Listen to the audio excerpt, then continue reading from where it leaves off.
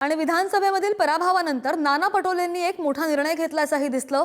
मला पदातून मुक्त करा, नाना पटोलेंनी दिल्लीमध्ये अशा आशयाचं पत्र दिल्याचं पाहायला मिळतंय। महाराष्ट्रातील काँग्रेसच्या प्रदेशाध्यक्ष पदावरून मला मुक्त करा असं पत्र नाना पटोलेंनी दिलंय।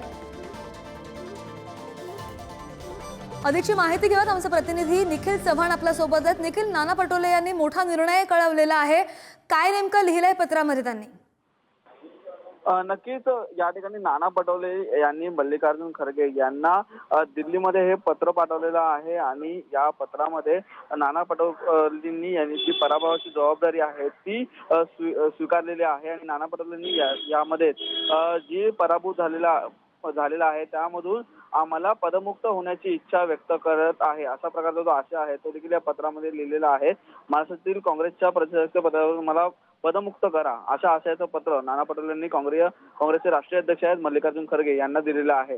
मला काँग्रेसच्या प्रदेशाध्यक्ष पदावरती 4 वर्ष पूर्ण झाले असून आता प्रदेश अध्यक्ष काँग्रेस कमिटी बरखास्त करावी, तसेच नवीन कमिटी स्थापन करा, मला पदावरून पदमुक्त करा असे पत्र नाना पटोले यांनी मल्लिकार्जुन खरगेंना लिहिलेलं आहे। त्यामुळे पाहायचं झालं तर लोकसभेला एका ठिकाणी काँग्रेसला मिळालेला विजय, परंतु विधानसभेच्या निवडणुकांमध्ये झालेला पराजय पाहता ह्या ठिकाणाहून ही पद जी नियुक्ती आहे ती पुन्हा एकदा काँग्रेसच्या केंद्र पातळीवरून होते का, किंवा मग नाना पटोले यांनी दिलेलं पत्र आहे ते मल्लिकार्जुन खरगे स्वीकारतात का, हे देखील पाहणं महत्त्वाचं ठरणार आहे। परंतु काँग्रेसच्या गोटातून ही महत्त्वाची बातमी आहे ती आता पुढे येते।